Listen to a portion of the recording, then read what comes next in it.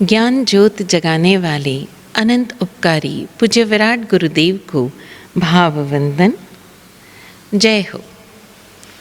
पिछले कुछ वीडियोस से हम अपने भीतर एक यात्रा पर गतिमान हैं, यानी अपने जीवनचर्या को चेंज करने के लिए, अपने आप को पूरी तरह से ट्रांसफॉर्म करने के लिए हम खुद से ही संकल्पबद्ध है और हम धीरे धीरे प्रयास कर रहे हैं। हर छोटा छोटा कदम पर हम खुद को मोटिवेट भी कर रहे हैं और वाकई पुरुषार्थ भी कर रहे हैं।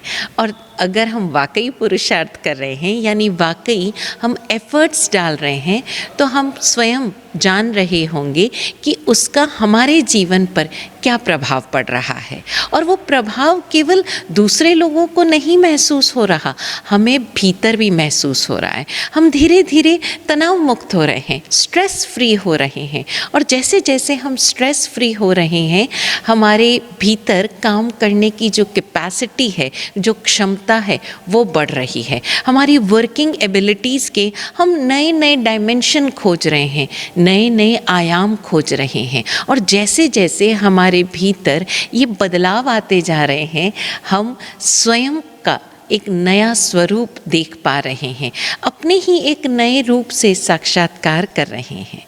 हमने अपनी भाषा में बदलाव कर लिया, हमने अपने बॉडी लैंग्वेज में बदलाव किया, हमने अपने भोजन की जो दिनचर्या है, भोजन के भावों में भी बदलाव किया, अपने आसपास के लोगों से कैसे व्यवहार करना, कैसे हमारी जो डे टू डे रूटीन है उस तक में हमने बदलाव कर लिया।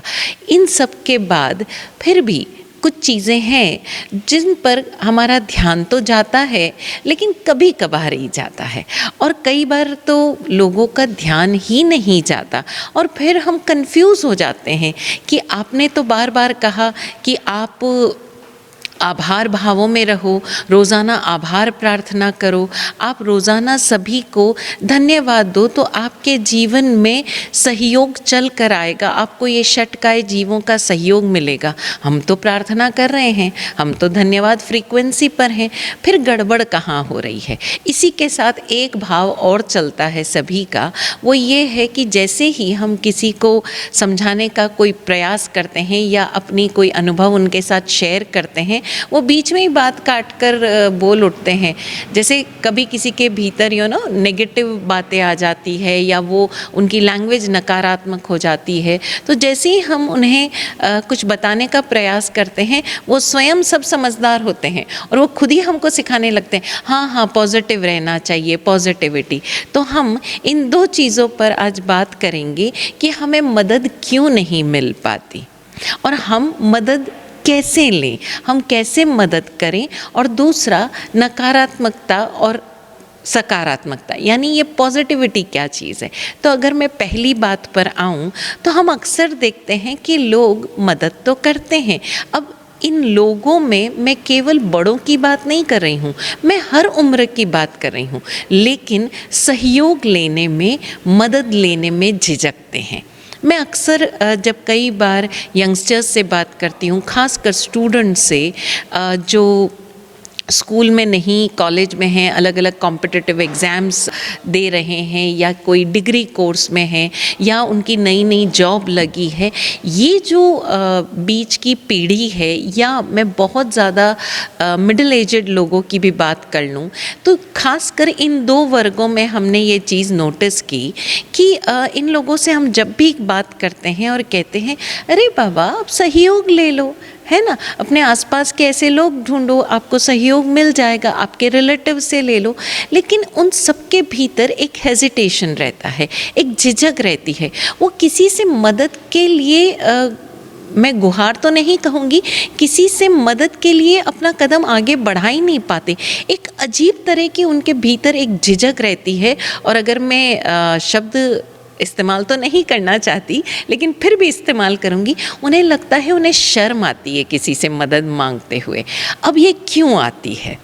तो बहुत सारे लोगों से बात करने के बाद जो एक कंक्लूजन मेरे भीतर मुझे समझ में आया, मैं उस कंक्लूजन की बात करूँगी। कहीं न कहीं उन लोगों को शर्म आती है मदद की मांग करते हुए या मदद चाहते हुए। क्यों? क्योंकि उन्हें लगता है कि अरे यार, हम किसी का एहसान कैसे लें, वो बंदा मेरी मदद क्यों करेगा। प्रश्न उठता है कि वो बंदा मेरी मदद क्यों करेगा। अरे वो तो ऑब्वियसली हम जिससे मदद मांग रहे हैं, हम उनसे मदद मांग रहे हैं, यानी हमारे पास जो चीज़ नहीं है, फिर वो चाहे समझ हो, अंडरस्टैंडिंग हो, किसी भी चीज़, कोई वस्तु भी हो सकती है, कोई गाइडेंस भी हो सकता है, it can be anything in terms of finance also. हमें लगता है कि अगर हम किसी से मदद मांग रहे हैं तो वो व्यक्ति हमसे बड़ा हो गया और हम कमतर हो गए, यानी हमने स्वयं को हीन माना और उनको अपने से अधिकतम मान लिया, उनको अपने से बड़ा मान लिया। और हमें लगता है कि अगर हम उनसे मदद मांगते हैं तो हम उनका एहसान ले रहे हैं, और हम जीवन में कब उनका एहसान चुका पाएंगे। अब ये तो हुआ एक सिचुएशन। अब दूसरी सिचुएशन देखें, जब हम किसी की मदद कर रहे हैं, यानी बचपन से हम अपने बच्चों को जब सिखाते हैं, तब हम बोलने को कहते हैं शेयर करो। अब ज़रा ये शेयर करने की बात किसके साथ आती है? अपने रिलेटिव्स के साथ, अपने दोस्तों के साथ। लेकिन हम जब किसी अनजान व्यक्ति के साथ कोई भी चीज़ हम उन्हें दे रहे हैं तो हम किस भाव से देते हैं कि अरे इनके पास नहीं है, ये अशक्त हैं। और अशक्त किसी भी रूप में, नॉट ओनली फिजिकली हैंडीकैप, उनके पास ये सामान नहीं है तो चलो हम उनकी मदद करते हैं। अब ये जो मदद है, सहयोग है, ये मदद और सहयोग नहीं रहकर कहीं न कहीं हमारे भीतर एक भाव आता है कि हम उनको दे रहे हैं जिनके पास नहीं है। हम भीतर ये नहीं सोच रहे हैं कि हम एहसान कर रहे हैं, लेकिन हमारे भीतर जो भाव होता है गहरे तलों में, कॉन्शियस लेवल पर नहीं, शायद सब कॉन्शियस लेवल पर भी नहीं, लेकिन हमारे भीतर भाव क्या होता है, वो बिल्कुल अचेतन तलों पर, अनकॉन्शियस लेवल्स पर, कि जिसके पास नहीं है हम उन्हें दे रहे हैं। अरे बेचारे, इनके पास ये नहीं है, चलो ये दे दो। अरे ये बेचारा, हम अपने रिलेटिव के लिए भी बोलते हैं, ये तो कहीं घूमने ही नहीं जाता, चलो मैं आज इसको पार्टी देती हूँ। ये बेचारा, तो ये बेचारा हम अपने भीतर डेवलप करें। सामने वाला शायद बेचारगी नहीं महसूस कर रहा है, लेकिन हम उन्हें अपने पास जो सामान है या अपने पास जो कुछ भी है, चाहे वो सहयोग है, चाहे समझ है, गाइडेंस है, कुछ भी है, हमारे भीतर भाव क्या रहता है? अरे उस बेचारे की मदद कर दो, उसके पास ये नहीं है। तब हमारे भीतर शेयरिंग का भाव नहीं आता। और अगर हम जैन दर्शन की बात करें तो बड़ा प्यारा शब्द आया है यहाँ पर। शब्द क्या आया है? अतिथि समविभाग, यानी हम समविभाग करें। जो भी हमारे पास एक्स्ट्रा है हम उसका समविभाग करें, यानी इक्वली शेयर करें। जब हम किसी की मदद करते हुए, किसी को सहयोग करते हुए ये शेयरिंग यानी समविभाग का भाव अपने भीतर रखेंगे तो हमारे भीतर ना तो सामने वाले के प्रति बेचारगी का भाव आएगा, ना सामने वाले को हम हीनतर जानेंगे, कमतर जानेंगे, इनसिक्योर जानेंगे, कहीं न कहीं उनके भीतर वो कमी देखेंगे। और तब जब हम किसी का सहयोग कर रहे हैं, हम समविभाग के भावों से कर रहे हैं, जब हमें ज़रूरत पड़ेगी तो ये सृष्टि हमारे सामने निमित्त लाएगी। अब ज़रूरी नहीं है कि हमने जिनकी मदद की हमें सेम लोगों से मदद करें। अक्सर लोग कहते हैं अरे इससे तो अनजान की मदद करना अच्छा, परिवारजन तो किसी के काम ही नहीं आते, दोस्त तो काम ही नहीं आते। लेकिन हम भूल जाते हैं कि ये दोस्तों को जो हमने मदद की, इन परिवारजनों को मदद की, हमने सिर्फ मदद की, किसको की उस पर हमारा ध्यान देने की कोई आवश्यकता ही नहीं। हमने मात्र जो हमारे पास एक्स्ट्रा था, जो हमारे पास था हमने उसे दूसरों के साथ समविभाग किया, सहज रूप से शेयर किया। और ये शेयरिंग की भावना हमारे भीतर अगर गहराई है तो हमें इसका दूसरा पहलू भी देखना होगा कि जब जब हम मदद चाहेंगे, हमें सहयोग की आवश्यकता होगी, हमें बोलने की भी ज़रूरत नहीं होगी और ये सृष्टि हमारे सामने ऐसे निमित्त लाएगी, व्यक्तियों के रूप में, सर्कमस्टांसेस के रूप में, सिस्टम के रूप में, कहीं से भी ऐसे निमित्त लाएगी जो आकर हमें सहयोग करेंगे। और तब हम हिचकिचाएं नहीं, क्योंकि हमने जब किसी की मदद की थी, अगर हमने बड़े प्रेम भाव से की थी, हमारे भीतर कोई एहसान का भाव नहीं था, तो मदद लेते समय हमारे भीतर एहसान का भाव क्यों? मदद लेते समय हम ये क्यों सोचें कि हम किसी से एहसान ले रहे हैं? हम भी सहयोग ले रहे हैं और जब मौका पड़ेगा तब हम भी सभी की मदद करेंगे। तो ध्यान रहे, हम इस सृष्टि से सहयोग का भाव रख रहे हैं, सहयोग देने का भी और सहयोग लेने का भी। ना हम किसी पर एहसान कर रहे हैं, ना किसी से एहसान ले रहे हैं। जब ये भाव हमारे भीतर गहराता जाएगा, आप देखोगे कि आपको अपॉर्चुनिटीज़, आपको मदद, आपको सहयोग इतने अनजान लोगों से मिलेगा कि आपको पता ही नहीं चलेगा कब कौन आया, आपको हेल्प किया, मदद किया, सहयोग किया और चला गया। फिर वो चाहे मेंटोर्स के रूप में हो, चाहे आपको गाइड के रूप में हो, चाहे आपको मोटिवेशन के रूप में हो, या सिंपल आप किसी बस यात्रा में सफ़र कर रहे हैं और सीट शेयर कर पा रहे हो।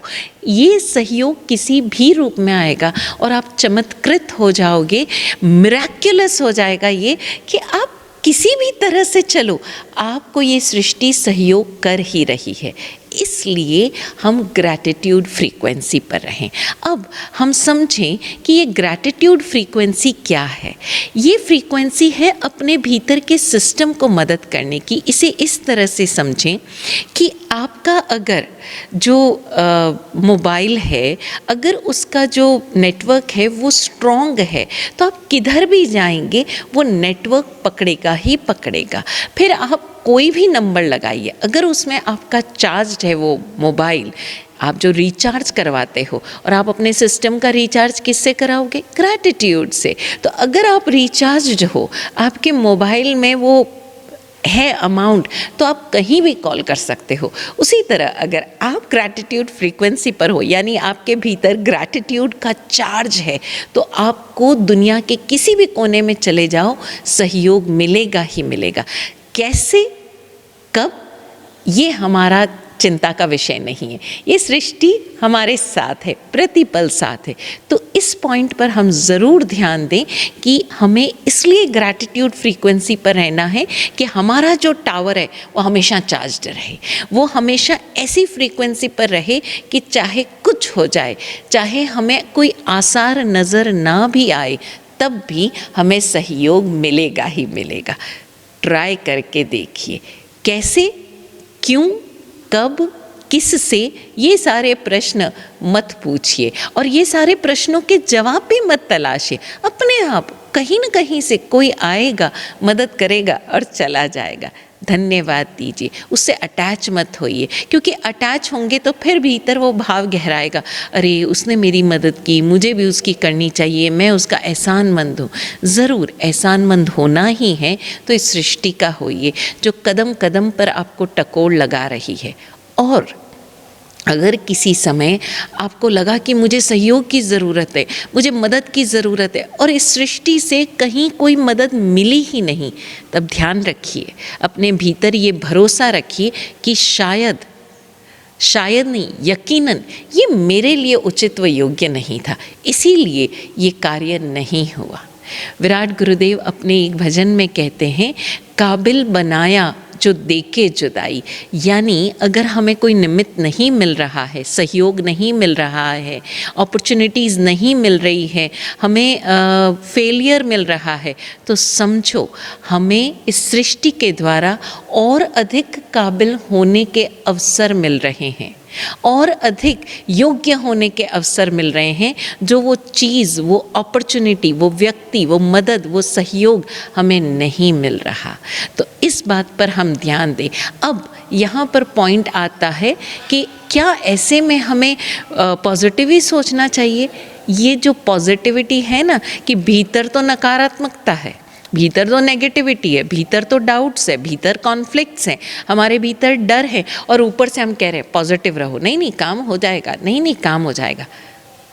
मित्रों ध्यान दो, ये पॉजिटिविटी नहीं है, ये फेक पॉजिटिविटी है। यानी नीचे तो कूड़ा करकट भरा पड़ा है और ऊपर हमने एक पॉजिटिविटी का मुलम्मा चढ़ा दिया है, अरे अरे नहीं नहीं सब मेरा काम हो जाएगा, मेरा काम हो जाएगा।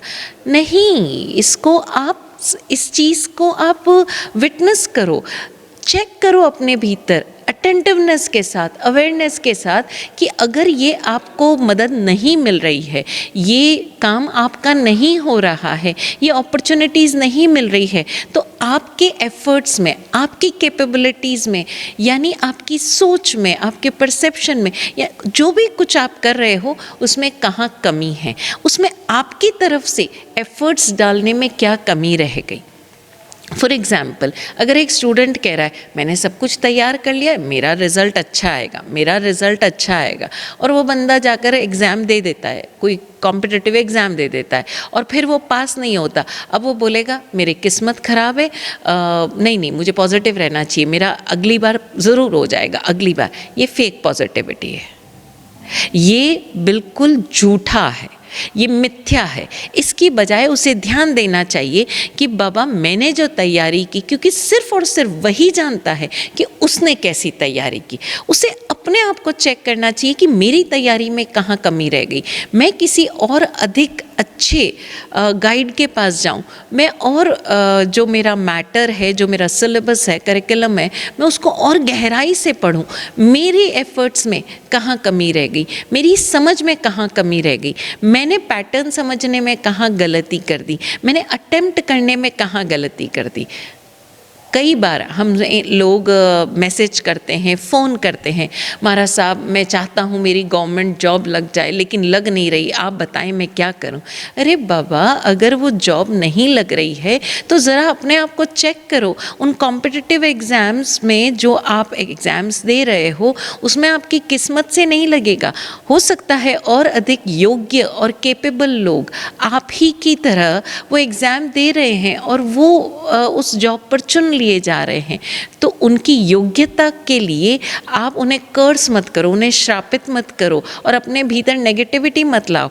अपनी योग्यता को चेक करो कि आप कहाँ, लेकिन हम तो मान के चलते हैं कि हम तो योग्य हैं ही हैं, हमारे तो मार्क्स अच्छे आते हैं, हम तो मेहनत करते हैं, ये तो गवर्नमेंट ही करप्ट है, ये तो लोग ही बेकार हैं, लोग अपनी पहुँच से पहुँच जाते हैं।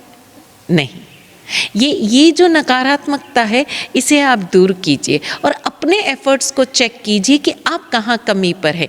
जिस दिन आप अपने एफर्ट्स को चेक कर पाएंगे और अगर वो जॉब आपको नहीं मिल रही है तो बजाय इसके कि साल दर साल आप उस जॉब के लिए बैठे हैं, आप उसमें सोच रहे हैं कि मुझे वो जॉब मिलेगी तो मेरे वारे न्यारे हो जाएंगे, मेरा बुढ़ापा अच्छा निकल जाएगा। बाबा, आपने अपनी जवानी के, अपने यौवन के, जो आपकी कैपेबिलिटी थी, जिसका पीक पीरियड था, जिसमें आपके एफर्ट्स 100% और बढ़ सकते थे, आपने उस पीरियड को खो दिया, उस एक जगह अटक कर बैठ गए। दूसरी जगह जॉब ट्राई कर लो, कुछ और बिजनेस के बारे में सोच रहे हो, लेकिन नहीं, हम वो बिल्कुल एक संकुचित होकर उस एक दिशा पर, और फिर कहेंगे एक दिशा पर अपने फोकस को लगा लेते हैं और फिर हम कहेंगे इस सृष्टि ने मेरे साथ अन्याय किया, मेरी किस्मत ने मेरे साथ अन्याय किया, इस सरकार ने मेरे साथ अन्याय किया। माफ़ कीजिए, सबसे बड़ा अन्याय आपने स्वयं के साथ किया है। क्यों? क्योंकि आपने अपनी योग्यता को सही समय पर उपयोग नहीं किया, आपने अपनी योग्यता को सही समय पर मैनिफेस्ट नहीं किया, उस एक पर्टिकुलर दिशा को छोड़कर दूसरी दिशा की तरफ प्रयास ही नहीं किए। तो अपने आप को चेक करें। आज हमने 2 बातों पर विशेष रूप से ध्यान दिया कि मदद चाहें और मदद करें, एहसान को दूर करें, इस एहसान के भाव को अपने भीतर दूर करें, क्योंकि एहसान का भाव आपको सीमित कर देगा, संकुचित कर देगा, छोटा बनाएगा आपको अपनी नज़र में। और कहीं कहीं पर जब आप किसी की मदद कर रहे हो तो आपके भीतर वो भाव जगा देगा, आपके भीतर ईगो का भाव जगाएगा, अहम का भाव जगाएगा। इसलिए सहयोग के भावों में रहें, आभार के भावों में रहें। और दूसरा, इस फेक पॉजिटिविटी का जो चोला आप पहन लेते हो, अपने माइंड को रोज़ाना एक लेयर लगा लेते हो, एक नया पेंट लगा लेते हो, प्लीज़ इसे दूर करें, अपने आप का साक्षात्कार करें, सत्य का साक्षात्कार करें, अपने आप को बिल्कुल अनबायस्ड होकर देखें, न्यूट्रल होकर देखें और देखें कहाँ ज़रूरत है। आप सोचते हो गुरु की कृपा से, उनके आशीर्वाद से मेरा काम हो जाएगा, एस्ट्रोलॉजी ने ये कर दिया मेरा काम हो जाएगा, मैंने फला फला माला गिन ली है मेरा काम हो जाएगा। ये सब आपके भीतर एक ऊर्जा का संचार कर देंगे, लेकिन अगर उस ऊर्जा को और उस योग्यता को दिशा ही सही नहीं मिलेगी तो वो सब वेस्ट जाएगी। तो अपने आप को इस फेक पॉजिटिविटी के मकड़ जाल से निकालें, इस झूठी सकारात्मकता का जो चोला है उसे उतार फेंकें, सत्य का साक्षात्कार करें और अपने जीवन को एक नए आयाम में पल्लवित होने का अवसर दें। और वो अवसर सिर्फ और सिर्फ आप दे सकते हैं। हम सभी का जीवन खुशनुमा हो, मस्त हो, यही सद्गुरुदेव से प्रार्थना। आप सभी के लिए मंगल कामना। जय हो।